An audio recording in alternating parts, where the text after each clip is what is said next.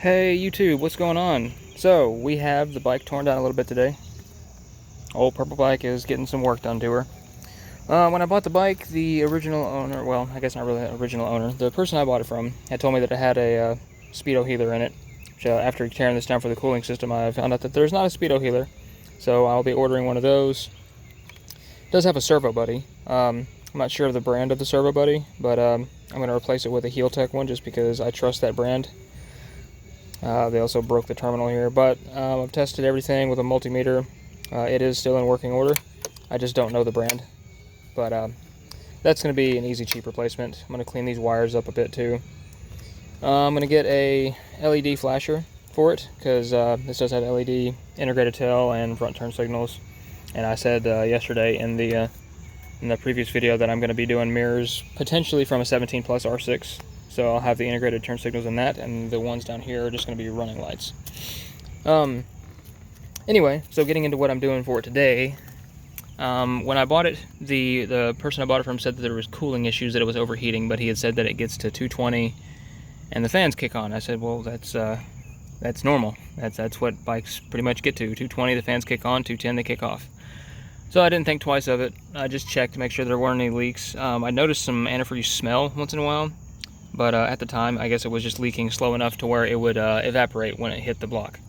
So yesterday, while I was riding, I noticed some leaking down my kickstand, and my shoe got a little wet, and it was definitely antifreeze. So I pulled off the tank, looked in here. This hose that comes from the thermostat housing right here goes to the block. There's a pipe that bolts onto the block.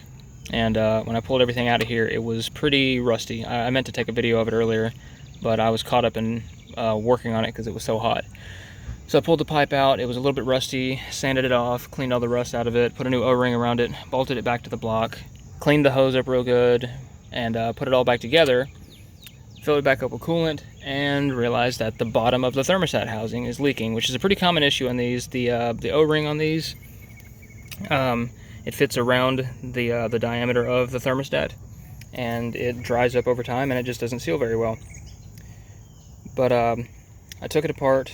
There's no O-rings local, so what I did is I just went online and I ordered a whole new thermostat housing with the thermostat. It was only like 65, 70 bucks, I can't remember, something like that. It was right around 70 bucks after shipping. But as you can all probably tell, there's not much of a warm riding season left. You know, trees are dying, well, not dying, they're you know, going to sleep for the winter time. And I definitely want to be able to ride before that gets here. It's going to take like a week or two probably.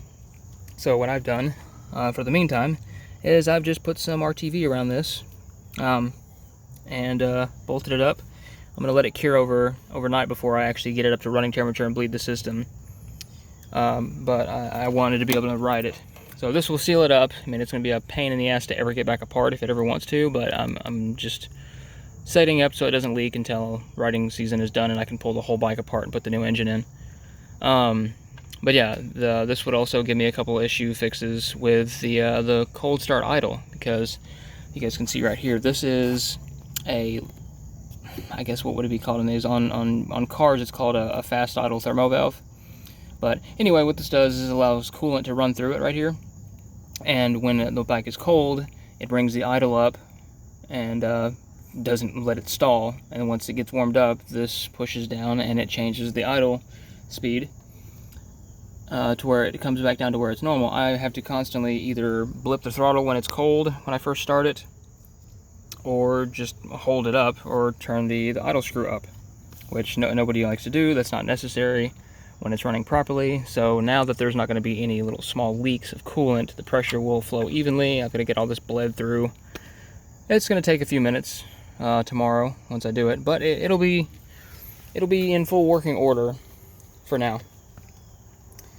But yeah, if you guys want to know more about how to get this torn apart, I'll do a video on that, because I will be taking it off again, obviously, to put the new one in. So if you guys want to see that, if you guys have an 04 to 08 R1 and you want to know how to replace your thermostat housing, you know, drop a like, subscribe, and we'll show you guys how to do it.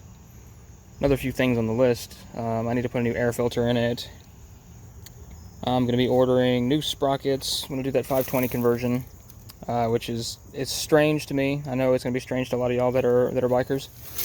But Arcade says they make a chain that fits it, so I'm just going to do it. But yeah, so I just wanted to make a real quick video today. So Purple Bike is a little torn down right now, and she's not going to be put back together till tomorrow. But hopefully tomorrow I can get it set up to where I can have a video of her running. Maybe I can get some rolling shots. If you guys want to see more, let me know in the comments. Thanks guys. See you next time.